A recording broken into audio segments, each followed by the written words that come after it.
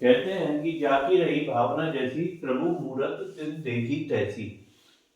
तो जनरली बेटा होता क्या है कि जब भी किसी बच्चे को ब्रेक थ्रू मिलता है, मतलब किसी का कोई एग्जाम निकलता है, तो सब लोग उसके पास आ जाते हैं, सब लोग फिर उसका ही संघर्ष देखने लगते हैं। फिर वो बच्चा थोड़ा सा अपने लंबी लंबी भी फेंकना स्टार्ट कर देता है कि मैं 10 घंटे पढ़ता था, मैं 12 घंटे पढ़ता था। लेकिन कुछ बच्चे जिनका निकल नहीं पाता, जो वास्तव में ही तैयारी कर रहे होते हैं, कई लोगों का निकल नहीं पाता क्योंकि सफलता का रेशो बहुत कम होता है। तो मेहनत तो वो भी करते हैं, लेकिन कई बार प्रारब्ध और मेहनत जब तक दोनों नहीं मिलते तब तक आपको सफलता नहीं मिलती। तो वही कहा जाता है कि संघर्ष सबका अलग अलग होता है, हर एक के लिए संघर्ष के मायने अलग अलग हैं। आपका जैसा संघर्ष होगा, आप अपना ही संघर्ष देख पाते हैं। तो वही कहा गया है कि भगवान के लिए भी सबके रूप अलग अलग हैं, सबके लिए भावनाएं अलग अलग हैं। जिसकी जैसी भावना रहती है वो भगवान को उसी नजरिए से देखता है। तो स्टार्ट करते हैं आज के करंट अफेयर्स के साथ। हमारी पहली सुर्खी कह रही है कि ऑक्सफोर्ड का वर्ड ऑफ ईयर है रेज बेट। ऑक्सफोर्ड ने 2025 का अपना वर्ड ऑफ ईयर निकाला है रेज बेट। इसका क्या मतलब है?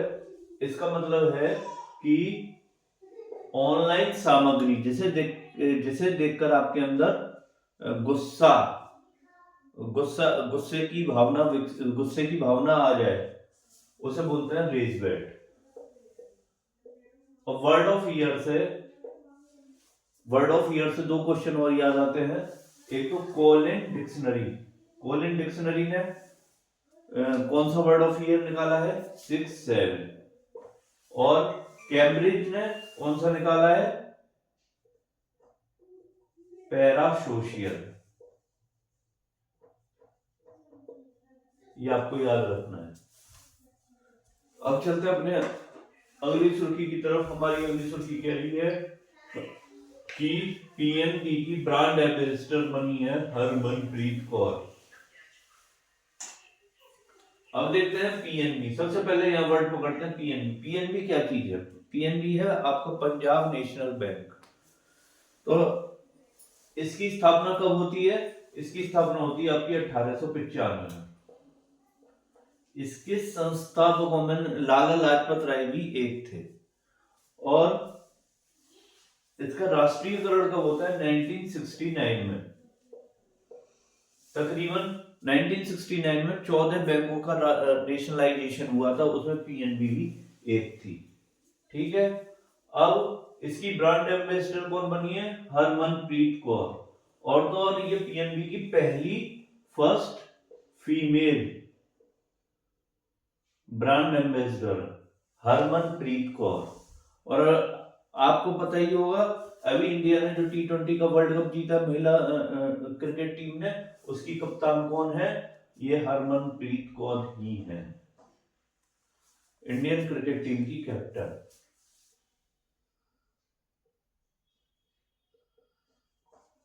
ठीक है, ये आपको याद रखना है। अब चलते हैं अपनी अगली सुर्खी की तरफ।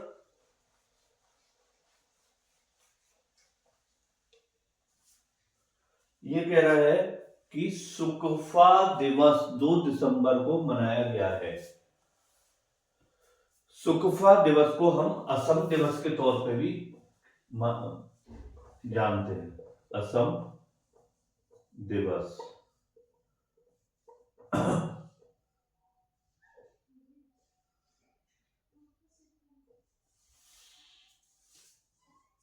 ये 2 दिसंबर को मनाया गया है।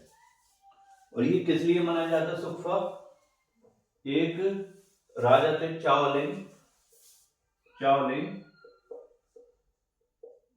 सुकफा। ये चाइना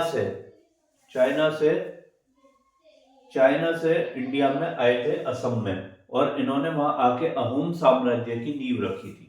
तो इनकी याद में ये सुकफा दिवस 2 दिसंबर को मनाया जाता है।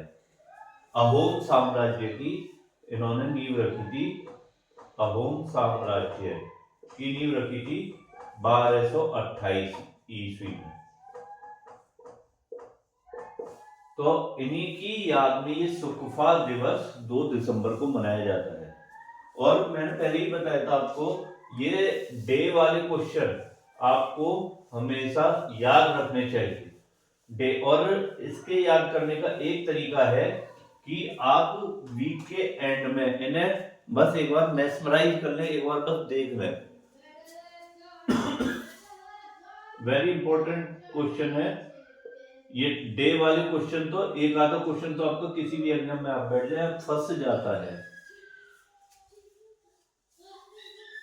और एक मैंने ये बताया था कि 2 दिसंबर को कल मैंने अपने लेक्चर में बताया था 2 दिसंबर को एक दिन और मनाया जाता है वर्ल्ड कंप्यूटर अवेयरनेस डे। ठीक है, वर्ल्ड कंप्यूटर अवेयरनेस डे। और 3 दिसंबर को कौन सा मनाया गया है? 3 दिसंबर को कौन सा मनाया गया है? वर्ल्ड विश्व विकलांग दिवस। जो लोग किसी भी कैटेगरी में स्पेशल होते हैं उनके लिए ये डे मनाया जाता है। और 2 दिसंबर को एक और था दास उन्मूलन दिवस। और 1 दिसंबर को होता है आपका वर्ल्ड एड्स डे। ये आपको याद रखना है, ये चीजें आपने याद रखनी है। ठीक है, अब चलते हैं अपनी अगली सुर्खी की तरफ। हमारी अगली सुर्खी कह रही है कि नवरत्न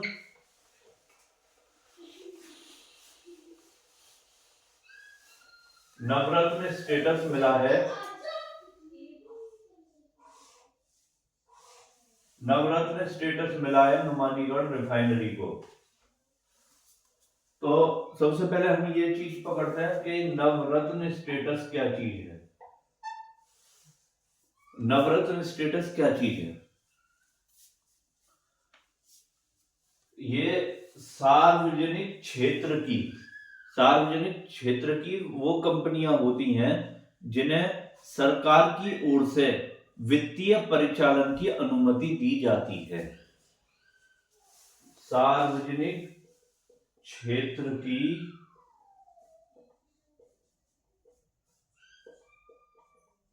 कंपनी जिन्हें वित्तीय परिचालन की अनुमति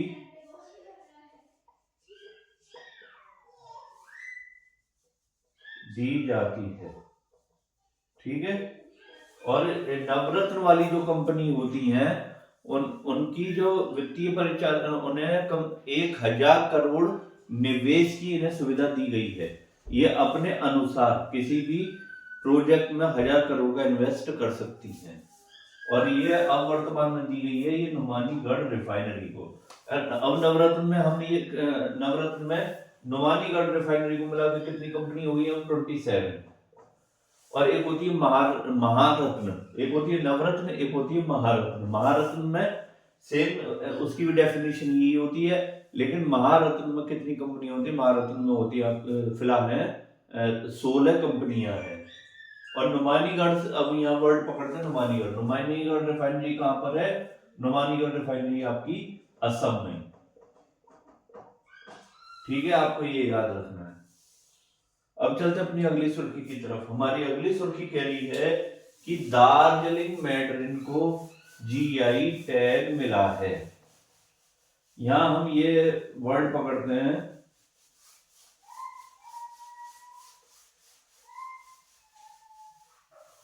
कि दार्जिलिंग मैडरिन क्या चीज है? दार्जिलिंग मैडरिन क्या चीज है? दार्जिलिंग मैडरिन बेटा एक संतरा है,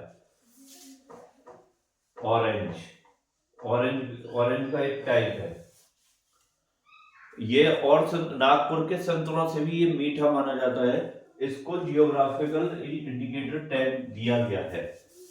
और ये जीआई टैग क्या चीज है? जीआई टैग मैंने आपको पीछे की अगर आप मेरी क्लास देखेंगे तो मैंने उसमें आपको बताया था कि जीआई टैग एक अधिनियम था जो कि 99 में लॉन्च हुआ था, लेकिन 2003 में अप्लाई हुआ था, जिसमें वेस्ट बंगाल की दार्जिलिंग चाय को फर्स्ट जीआई टैग मिला था 2004 में। ठीक है, आपको ये याद रखना है। और फिलहाल हाँ, आपको एक चीज और बताइए। फिलहाल एक तो मथुरा में कान्हा जी की पोशाक,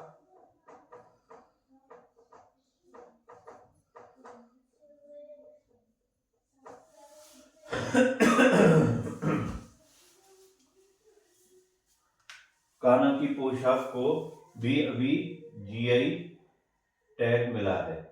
और जीआई टैग से एक चीज और याद आती है, जो बासमती चावल का जो जीआई टैग था, बासमती चावल का जो जीआई टैग है, वो बासमती चावल का जीआई टैग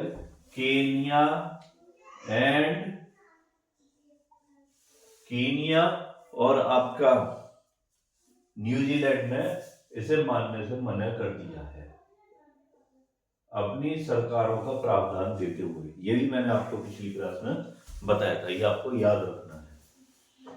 अब चलते अपनी अगली सुर्खी की तरफ। हमारी अगली सुर्खी कह रही है कि भारतीय रिसर्चर्स द्वारा खोजी गई है स्पाइरल गैलेक्सी। ये जो भारतीय रिसर्चर्स हैं, इन्होंने जेम्स वेब टेलीस्कोप से, अरे यार दूसरा दे दो, इन्होंने जेम्स वेब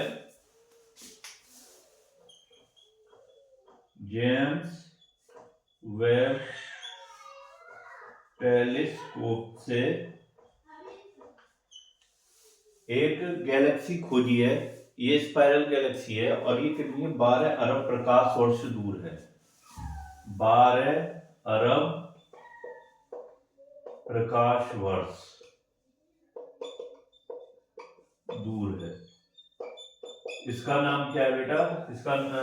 ये एक स्पाइरल गैलेक्सी है और इसका नाम इन्होंने रखा है अलकनंदा।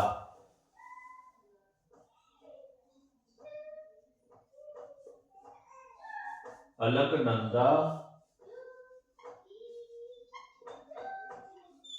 गैलेक्सी। ठीक है, और हम लोग जिस गैलेक्सी में रहते हैं इसका नाम है मिल्की वे। आपको पता ही है जिस गैलेक्सी में हम रहते हैं उसका नाम है मिल्की वे। और इसे वैसे क्या बोला जाता है, उसे बोला जाता है मंदाकिनी। हिंदी में इसे मंदाकिनी भी कहते हैं। ठीक है, और आपको ये भी पता होगा अलकनंदा और मंदाकिनी जहां मिलते हैं, नदियों के तौर पर कह रहा हूं मैं, अलकनंदा और मंदाकिनी जहां मिलते हैं वो जगह क्या है आपकी? रुद्रप्रयाग। ठीक, और जहां अलकनंदा, मंदाकिनी और भागीरथी तीनों मिल जाते हैं वो जगह कौन सी आपकी? देवप्रयाग।